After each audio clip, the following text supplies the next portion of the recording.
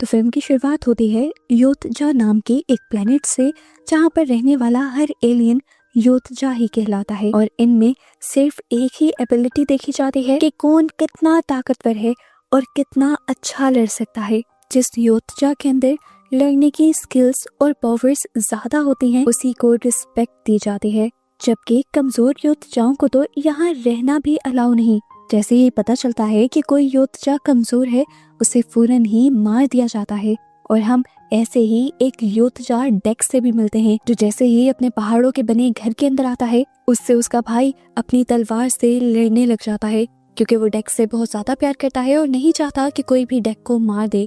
इसीलिए वो डेक को ताकतवर बनाना चाहता है, इसीलिए लड़ने की प्रैक्टिस करवा रहा है। काफी देर तक इन दोनों के दरमियान में फाइट होती रहती है, पर डेक एक भी फाइट नहीं जीत पाता। उसका भाई उसे ज्यादा प्रैक्टिस करने को कहता है, तो डेक कहता है, मुझे नहीं लगता कि मुझे इसकी जरूरत है, मैं अच्छा खासा ताकतवर हूँ, पर डैड और आप लोगों को नजर नहीं आता, और मैं अपने आप को साबित करके रहूंगा। इस पूरे यूनिवर्स में जो सबसे ताकतवर चीज है, मैं जरूर उसका शिकार करके लाऊंगा और अपने डैड का नाम पूरे प्लैनेट पर रोशन करूंगा। उसका भाई बताता है कि पूरे यूनिवर्स में कालिसिक नाम का ही एक मॉन्स्टर सबसे ज्यादा ताकतवर है, उसे मारना और पकड़ना बिल्कुल पॉसिबल नहीं है, क्या तुम उसे ले आओगे? डेक फौरन ही ये चैलेंज एक्सेप्ट कर देता है, जबकि उसका भाई उससे कहता भी है कि ये काम हमारे डैड भी नहीं कर पाए थे। इनकी इन्हीं बातों के दौरान यहाँ पर डेक के डैड भी आ जाते हैं, जिनका गुस्सा डेक को देखते ही 7वें आसमान पर पहुंच जाता है, और वो अपने बेटे से कहते हैं कि फौरन इसे मार दो, ये मेरे नाम के साथ सिर्फ एक धब्बा है। डेक उन्हें समझाने की कोशिश करता है, डैड ऐसा नहीं है, एक दिन मैं आपके लिए एक बहुत बड़ा शिकार करके लाऊंगा और आपका नाम रोशन कर दूंगा। डेक के डैड तंजिया नजरों से उसे देखते हैं और कहते हैं तुम। उनका गुस्सा और भी ज्यादा बढ़ जाता है डेक की ऐसी बातों से, और वो अपनी लेजर वाली रस्सियों से डेक को बांध देते हैं और दोबारा डेक के भाई से कहते हैं कि डेक को मार दो। डेक के भाई के पास भी कोई दूसरा चारा नहीं था। अपनी डैड की बात मानते हुए वो अपनी लेजर वाली तलवार उठाता है, पर डेक को मारने के बजाय वो डेक की रस्सियां तोड़ देता है।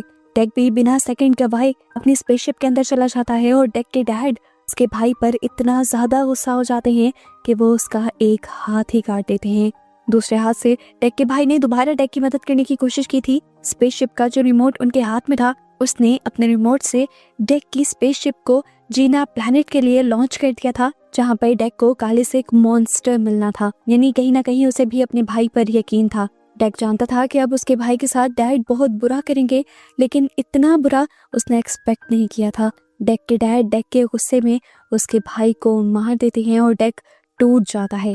सीन कट होकर अगले सीन में हमें दिखाया जाता है कि डेक जीना प्लैनेट पर पहुंच गया था। प्लैनेट के अंदर आते ही प्रेशर इतना ज्यादा बढ़ जाता है कि उसकी स्पेसशिप के सारे शीशे टूट जाते हैं, और अपने आप को बचाने के लिए डेक एक कैप्सूल में बैठ जाता है और उसकी क्रैश लैंडिंग होती है जीना के जंगलों में। अब डेक क्योंकि योतजा था, उसे लगता था कि इसीलिए वो बहुत ज्यादा ताकतवर है। उनके पास हमेशा से लड़ने के लिए तरह तरह के हथियार भी होते थे, जिसको डेक ने अपने पूरे कपड़ों में छुपाया हुआ था। पर उसने एक्सपेक्ट नहीं किया था कि जीना प्लैनेट उसकी सोचों से भी कहीं ज्यादा खतरनाक है, और यहाँ के पौधे भी मॉन्स्टर हैं। जंगल में निकलते ही पौधे उसके ऊपर हमला कर देते हैं और उसके सूट में से सभी वेपन्स निकाल लेते हैं, जिसके बाद इन पौधों की बड़ी बड़ी सी बेलें डेक के ऊपर हमला कर देती हैं। डेक अपने हाथ की लेजर वाली तलवार से इन बेलों को बहुत मुश्किल से काटता है और ऐसे आगे बढ़ता रहता है। रास्ते में बहुत से पौधे उसके ऊपर हमला करते हैं, कोई उसका पाँव जकड़ता है तो कोई उसे पूरा पकड़ने की कोशिश करता है, पर सारी ही बेलों को काटने के बाद डेक फाइनली इस जंगल से बाहर निकल ही आता है। इस टाइम तक डेक बहुत ज्यादा जख्मी हो गया था। पहले उसने बैठकर अपनी मरहम पट्टी की और फिर उसने आगे बढ़ने का फैसला किया। अभी तो उसे ये भी नहीं पता था कि कालिसिक को पकड़ने के लिए उसे जाना किस तरफ है। आगे बढ़ने पर उसका सामना बहुत सारे ऐसे फूलों से भी होता है, जो उसके करीब जाते ही उसे नुकसान पहुंचाने के लिए अपना मुंह भी खोल लेते हैं। डेक समझ गया था कि इस प्लैनेट पर हर कदम सोच समझ के रखना होगा। तभी उसे कुछ कदम दूरी पर दरख्तों में लटकी हुई एक लड़की नजर आती है, जिसका नाम थिया था। थिया डेक को अपने पास बुलाती है और कहती है, यहाँ के तो नहीं लगते तुम, यहाँ पर क्या करने आए हो? डेक थिया को बता देता है कि मैं योतजा प्लैनेट से आया हूँ और एक योतजा हूँ, और यहाँ पे कालिसिक मॉन्स्टर का शिकार करने आया हूँ, ताकि अपने योतजा प्लैनेट पर यह साबित कर पाऊँ कि मैं सबसे ज्यादा ताकतवर हूँ। थिया कहती है, मुझे लगता है कि तुम अभी तक इस बात को नहीं जानते कि ये प्लैनेट कितना ज्यादा खतरनाक है, और इस टाइम जिस जंगल के अंदर तुम खड़े हो वो इस प्लैनेट की खतरनाक तरीन जगह है। मुझे नहीं लगता कि तुम आगे बढ़ पाओगे या सरवाइव कर पाओगे। अगर तुम चाहो तो मैं तुम्हारी मदद कर सकती हूँ, क्योंकि मैं इस जगह को बहुत अच्छे से जानती हूँ। पर डेक कहता है नहीं, मुझे इसकी जरूरत ही नहीं। वो कहती है सोच लो, कालिस्क तक पहुँचने का रास्ता भी जानती हूँ मैं। ये सुनने के बाद डेक मान जाता है और उस लड़की को वहाँ से उठा लेता है और तब पता चलता है कि वो लड़की कोई इंसान नहीं थी, बल्कि वो एक सिंथेटिक थी, यानी इंसान और मशीन का एक कॉम्बो थी। डेक उसे अपने पीछे लटका लेता है और अपना सफर शुरू कर देता है। थिया अभी डेक को अपनी स्टोरी बता ही रही थी कि वो पिछले 2 साल से ही यहाँ पर अटकी हुई है कि तभी अचानक से एक उड़ता हुआ ड्रैगन आकर डेक के ऊपर हमला कर देता है और उसके हमले से डेक बेहोश हो जाता है। थिया अपने हाथों का इस्तेमाल करते हुए उस ड्रैगन को मारकर यहाँ से भगाती है और फिर डेक को होश में लेकर आती है और कहती है अब मानते हो ना कि तुम मेरे बगैर आगे नहीं चल सकते। डेक ने थिया को अब अपने पीछे लटका लिया था। चलते हुए अब इन्हें एक नदी को पार करना था जिसके अंदर खूनखार मछलियां थी। वो इन्हें खा जाती, लेकिन थिया को इन सारी मछलियों को मेंटली कंट्रोल करना आता था और इसी की वजह से ये लोग इस नदी को भी सेफली पार कर लेते हैं। नदी को पार करके ये लोग थोड़े सेफ जंगल में पहुंचे थे। डेक अपनी आसानी के लिए यहाँ से बेलें उतार कर उन बेलों के जरिए थिया को अपने साथ बांध देता है और फिर लंबा सफर तय करने के बाद ये लोग रात को आराम करने का सोचते हैं। थिया अपने बारे में डेक को बताती है कि उन्हें प्लेनेट अर्थ से इंसानों ने यहाँ पर भेजा है इस प्लेनेट की रिसर्च करने के लिए। इनको भी मिशन मिला है कालसिक नाम के मॉन्स्टर का शिकार करने का।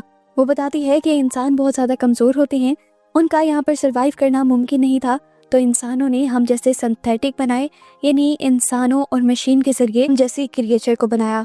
मैं अपनी बहन टीसा के साथ यहाँ पर आई थी, पर यहाँ आते ही हमारे स्पेसशिप के ऊपर कालसिक मॉन्स्टर ने हमला कर दिया। उस हमले में मेरी टांगे टूट गईं और हम दोनों बहनें दूर हो गईं, जिसके बाद से 2 साल हो गए हैं मैं वहीं पर लटकी हुई हूँ।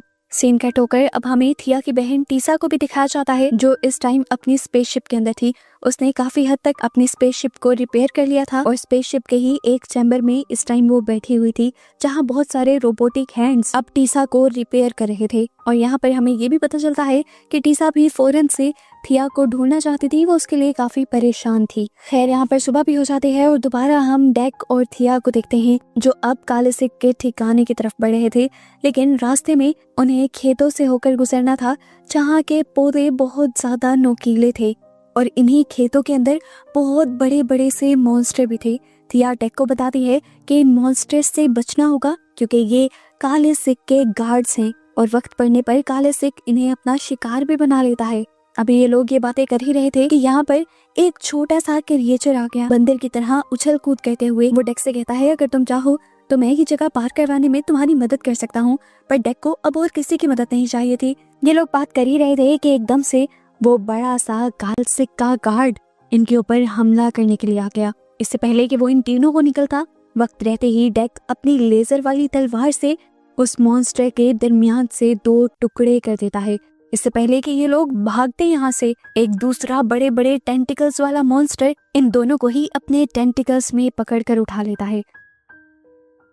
इससे पहले कि ये क्रिएचर उन्हें खा जाता, पहले वाला वो बेबी क्रिएचर उस क्रिएचर के टेंटिकल को काटते हुए इन दोनों की जान उससे छुड़वा लेता है और गुस्से में ये क्रिएचर अब उस बेबी क्रिएचर को ही पकड़ लेता है। और इससे पहले कि वो उसे खा जाता, डेक दोबारा बहादुरी दिखाता है और एक बड़ी सी जंप करते हुए एक दरख्त को तोड़ देता है जिस पर उस क्रिएचर ने अपना टेंटिकल फंसाया हुआ था। दरख्त उस क्रिएचर के ऊपर गिरता है और दूसरी तरफ से डेक भी जंप करते हुए आता है और इस क्रिएचर की आंख में हमला करते हुए उसे मार डालता है। और ऐसे फाइनली तीनों की जान बच जाती है और अब यहाँ से ये तीनों एक साथ चलने का फैसला भी कर लेते हैं। दूसरी तरफ हमें टीसा को दिखाया जाता है, जो अब अपनी बहन थिया को ढूंढने के लिए जंगलों में निकली थी और वहां पहुंच गई थी जहां पर डेक की क्रैश लैंडिंग हुई थी। स्पेसशिप से वो स्पेसशिप के बारे में सारी इंफॉर्मेशन पता चला लेते हैं कि ये स्पेसशिप योत्जा प्लेनेट से आई है और यहाँ पर एक योत्जा भी है। कड़ी से कड़ी मिलाने पर उसे भी समझ आ जाता है कि उसकी बहन भी उस योत्जा के साथ ही है। सीन कट होकर दूसरी तरफ हम दोबारा इन तीनों को देखते हैं जो रात गुजारने के लिए अब आग जला चुके थे। डेक और उस बेबी क्रिएचर को तो कुछ खाना था, इसीलिए वो दोनों अपने अपने लिए शिकार कर लेते हैं, पर थिया बताती है कि मैं एक सिंथेटिक हूँ, इसीलिए मुझे भूख नहीं लगती। इसके बाद थिया डेक से डेक के बारे में पूछती है तो डेक बताता है कि मेरे डैड मुझे मारने वाले थे और मैं अपने आप को साबित करना चाहता था, जिसमें मेरे भाई ने मेरा साथ दिया। उसने मुझे स्पेसशिप में बिठाकर रीना प्लेनेट के लिए लॉन्च तो कर दिया, लेकिन पीछे से मैंने देखा कि मेरे डैड ने मेरे भाई को ही मार दिया था। और अब मैं हर हाल में अपने भाई का बदला लेने के लिए उस मॉन्स्टर को पकड़ना चाहता हूँ और अपने डैड को ये साबित करना चाहता हूँ कि मैं और मेरे भाई गलत नहीं थे। दोबारा हम टीसा को देखते हैं, जो अभी भी डेक की स्पेसशिप के अंदर थी। वो यहाँ पे डेक के वेपन्स देखती है और उसे सबसे अच्छा वेपन वो लगता है जो किसी भी चीज को बर्फ में बदल सकता था। उस वेपन के साथ साथ वो सभी वेपन्स को अपने साथ ले जाती है। सुबह भी हो जाती है और हमें दिखाया जाता है कि इन लोगों ने दोबारा अपना सफर शुरू कर लिया था। चलते चलते ये एक ऐसी जगह पर पहुंचे थे जहाँ पर सब कुछ तबाह हुआ था। यह बताती है कि ये हमारी बेस हुआ करती थी, जिसे कालसेक और उसके लोगों ने तबाह कर दिया। इसी बेस में थिया को अपनी टांगे भी मिल जाती हैं और वो अपनी टांगों को उठाकर लैब के अंदर चली जाती है उन्हें अपने साथ जोड़ने के लिए। और यहाँ पर वो डेक से माफी मांगती है और कहती है, मैं बस अपनी टांगों तक पहुंचना चाहती थी, इसीलिए मैंने तुम्हारा इस्तेमाल किया। मुझे तो खुद कालसेक का नहीं पता और ना ही मैं तुम्हारी उस तक पहुंचने में मदद कर सकती हूँ। ये सुनकर डेक गुस्से से पागल हो जाता है कि कैसे थिया उसे धोखा दे सकती थी। उसके जवाब में थिया उल्टा उसे कहती है, कालसेक वैसे भी बहुत खतरनाक है और तुम्हारे सारे हुनर मैं देख चुकी हूँ। तुम मुझसे नहीं लड़ पाओगे, मेरी बात मानो तो अपने प्लेनेट पर वापस चले जाओ। उसकी बातें सुनकर डेक उसे कहता है, देख लेना, तुम्हारे धोखे का अंजाम मैं तुम्हें जरूर दिखाऊंगा। ये कहकर वो बाहर गया ही था कि उसके सामने बहुत बड़ी सी क्रिएचर आ गई। असल में यही वो क्रिएचर कालसेक थी जिसके पीछे वो यहाँ आए थे। उसका मुंह इतना भयानक था कि जैसे ही उसने मुंह खोला तो डेक की आधी बॉडी के बराबर था। वो डेक के ऊपर हमला करता है। इससे पहले ही डेक अपनी लेजर वाली तलवार से उसके ऊपर हमला कर देता है और उसके नीचे से गुजरते हुए उसे चीर देता है। पर इस सब का कोई असर, कोई फायदा नहीं था। कालसेक के अंदर अपने आप को हील करने की पावर थी। डेक ने जितने भी हमले किए थे, 1 सेकंड से पहले पहले उन सारे हमलों से कालसेक अपने आप को हील कर चुका था। गुस्से में आकर डेक उसकी दुम को उसके जिस्म से अलग भी कर देता है और फिर जल्दी से आकर उसकी गर्दन पर भी हमला करता है। वो उसके सर को उसके जिस्म से अलग कर देता है, लेकिन कालसेक एक ही वक्त में अपनी दुम और अपने सर को भी दोबारा अपनी बॉडी से जोड़ लेता है। वो इमॉर्टल था, मरना तो उसने था ही नहीं। आखिर में डेक जब एक चैन के जरिए कालसेक को पकड़ने की कोशिश करता है तो कालसेक उल्टा उस पर ही हावी हो जाता है। वो उसे मार सकता था, लेकिन बहुत ही अजीब काम हुआ। उसने डेक को सूंघा और छोड़ दिया। डेक भी हैरान था कि आखिर कालसेक ने उसे छोड़ कैसे दिया। टीसा भी हैरान थी कि कैसे कालसेक डेक की जान बख्श सकता है। हालांकि वो इस टाइम उसी के चुंगल में था। वो जानती थी कि अब कालसेक उनके ऊपर हमला करने के लिए आएगा, इसीलिए वो डेक के स्पेसशिप से लाए हुए हथियार के जरिए उन लोगों को बर्फ में बदल देती है और ऐसे वो फ्रीज करके इन दोनों को पकड़ लेती है। लैब में लाने के बाद वो कालसेक के साथ साथ डेक के ऊपर भी एक्सपेरिमेंट शुरू कर देती है ताकि वो इनके बारे में और जान पाए। और इस सब की वजह से वो अपनी ही बहन थिया को साइड पे कर देती है और थिया अपनी बॉडी को जोड़ नहीं पाती। इसी वजह से थिया अब टीसा से भी नाराज थी और डेक तो पहले से ही थिया से नाराज था। वो कहता है, तुमने मुझे धोखा दिया और तुम्हारी वजह से आज मैं यहाँ पर फंसा हुआ हूँ। यहाँ पर खुश थी तो सिर्फ थी टीसा, जो कहती है, मॉम बहुत ज्यादा खुश हो जाएंगी जब वो जानेंगी कि मैंने तुम दोनों को पकड़ लिया है। वो मॉम उस साइंटिस्ट को कह रही थी जिसने टीसा और थिया को बनाया था। इस टाइम थिया टीसा से कहते हैं, हमारा यहाँ आने का मकसद सिर्फ कालसेक को पकड़ना था। डेक को हमने क्यों पकड़ा है, उसे छोड़ देते हैं, उसने मेरी जान भी बचाई है और वही मुझे यहाँ तक लेकर भी आया है। टीसा इस टाइम थिया की एक बात नहीं सुन रही थी और पूरी तरह से अपने काम में ही मसरूफ थी। डेक के ब्लड सैंपल्स लेने के बाद टीसा उन्हें टेस्ट करने के लिए चली जाती है और यहाँ इन पर नजर रखने के लिए टीसा का रोबोट आ जाता है, जिससे थिया अपनी बातों में लगा लेती है और उसके जरिए डेक को आजाद करवा देती है। पता चलता है कि टीसा ने इस स्पेसशिप को लॉन्च भी कर दिया था अर्थ पर जाने के लिए और साथ ही उसने अर्थ पर इन्फॉर्म भी कर दिया था कि वो 2 एलियंस को लेकर आ रही है। पर क्योंकि अब डेक छूट चुका था, वो इसी स्पेसशिप का दरवाजा खोलकर उस पर से जंप कर देता है। डेक फौरन से अपनी स्पेसशिप में आता है अपने वेपन्स लेने के लिए और स्पेसशिप को दोबारा तैयार करने के लिए, ताकि वो टीसा का पीछा करके कालसेक को हासिल कर सके। पर इतने में ही टीसा को पता चल जाता है कि डेक भाग चुका है, इसीलिए वो दोबारा उसे पकड़ने के लिए वापस आने का फैसला करती है और इस मर्तबा वो अपने रोबोट्स की फौज से कहती है कि अब की बार अगर डेक ऐसी कोई हरकत करे तो उसे मार देना। उस मरे हुए को भी अर्थ पर ले जाकर हमें इनाम ही मिलेगा। थिया, जो टीसा के इस प्लान में बिल्कुल भी साथ नहीं थी, बल्कि वो डेक की जान बचाना चाहती थी, वो यहाँ पर बाकी सिंथेटिक्स और रोबोट्स को रोकने का काम करने लग जाती है। उसकी टांगे फिलहाल जो उसकी बॉडी से अलग थी, लेकिन इस टाइम उसके माइंड के साथ ही जुड़ी हुई थी। वो भी थिया के लिए काम करती हैं और उनके अपने ही काफी सारे सिंथेटिक्स और रोबोट को मार देती हैं, जबकि थिया खुद भी बहुत सारे रोबोट्स से लड़ रही थी। फाइनली अब बाहर आकर थिया अपने आप को अपनी टांगों से जोड़ भी लेती है और अपनी बॉडी को कंप्लीट भी कर लेती है, जिसके बाद वो अब अपनी बहन टीसा से भी लड़ने के लिए तैयार थी। पर टीसा से लड़ना अब आसान नहीं रहा था, क्योंकि टीसा एक बहुत बड़े रोबोट के अंदर आ गई थी। ये रोबोट बहुत ताकतवर था और बहुत ही ज्यादा बड़ा था। टीसा इसके अंदर बैठकर इस रोबोट को कंट्रोल कर रही थी। इधर दिखाया जाता है कि डेक को दोबारा वो बेबी क्रिएचर मिला था, जो डेक को बताता है कि वो भी खालसिक ही है और बड़े मॉन्स्टर का बेटा है, और वो भी अपनी मॉम को ही ढूंढना चाहता है।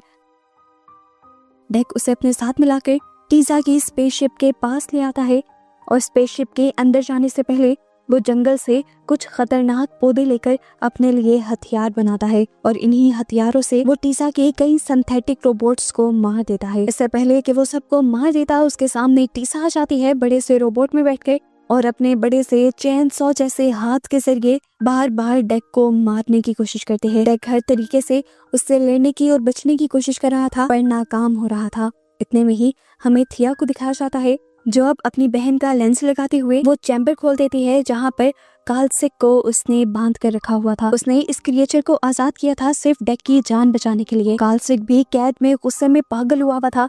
आते ही वो इस रोबोट पर एक ही वार करता है और ये रोबोट बहुत ज्यादा डैमेज हो जाता है, और फिर इस रोबोट का ऊपर वाला चैम्बर तोड़ते हुए वो टीसा को भी निकाल कर निगल लेता है। फाइनली इनको लग रहा था कि इन्होंने ये लड़ाई जीत ली। ये लोग सुख का सांस लेते हैं और डेक कालसिक के बेटे को उसके पास लेकर आता है, जिसे मिलकर कालसिक बहुत ज्यादा खुश हो जाता है। और यहाँ पर हमें रिवील होता है कि कालसिक ने डेक को इसीलिए नहीं मारा था क्योंकि उसे डेक की बॉडी से अपने बेटे की खुशबू आ रही थी, और वो काफी अरसे से अपने बेटे को ढूंढ रहा था। डेक भी कालसिक के मुंह पर प्यार करता है और कालसिक अब थिया से भी मिलता है, वो भी बहुत ज्यादा प्यार से। और हमें पता चलता है कि कालसिक बहुत ज्यादा ताकतवर होने के साथ साथ रहम दिल भी है। अब इनका मिलना मिलाना चल ही रहा था कि एकदम से कालसिक फ्रीज हो गया, और ये किया था टीजा ने, जो कालसिक की बॉडी के अंदर अभी भी जिंदा थी, और उसके पास सबको फ्रीज करने वाला डेक का वेपन भी था, और उसी का इस्तेमाल करते हुए उसने कालसिक को फ्रीज किया था।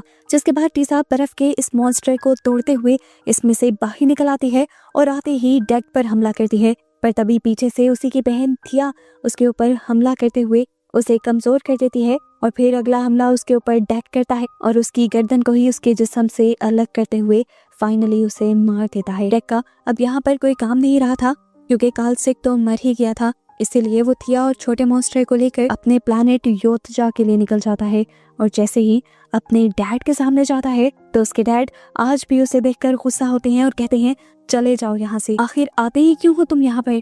ये सुनकर डेक कहता है आज तो मैं आपका सर ऊंचा करने के लिए आया हूँ, देखें तो सही मैं किसको लेकर आया हूँ। मैंने 2 एलियंस का शिकार किया है, अब तो आपको मुझे कबीले में शामिल करना ही होगा। डेक के डैड को उसकी किसी भी बात पर यकीन नहीं था, इसीलिए वो अपने 2 योद्धा को डेक को मारने के लिए भेज देते हैं। पर डेक जितनी मुश्किलें सह आया था, जितने बड़े बड़े मॉन्स्टर से लड़ आया था, इन 2 योद्धा से लड़ना उसके लिए कोई बड़ी बात नहीं थी। वो बड़ी आसानी से एक ही टाइम में दोनों से लड़कर दोनों को हरा देता है। लेकिन उसके बावजूद भी उसके डैड को उस पर रहम नहीं आता और खुद उससे लड़ने के लिए आगे आ जाते हैं। डेक के अंदर गुस्से और नफरत की आग भर जाती है और वो अब अपने डैड से भी लड़कर उन्हें भी हरा कर मार देता है। इससे पहले डैड उनके कबीले के सरदार हुआ करते थे, पर क्योंकि डेक ने उनको भी मार दिया था और डेक का भाई पहले ही मर चुका था, इसीलिए सरदार अब डेक बन गया था। और डेक की सारे इज्जत भी इसीलिए करने लगे थे क्योंकि वो 2 एलियंस को लेकर आया था। इतनी देर में हमें दिखाया जाता है कि एक और एलियन शिप तेजी से इनके प्लैनेट की तरफ बढ़ रही थी। सभी देखकर कंफ्यूज होते हैं कि इसमें कौन आ रहा है, तो डेक सबसे कहता है इसमें मेरी माँ आ रही है। डेक अपनी माँ कालसिक को कह रहा था या किसी और को कह रहा था। इसी मिस्ट्री के साथ ये एलियन मूवी यहाँ पर खत्म हो जाती है।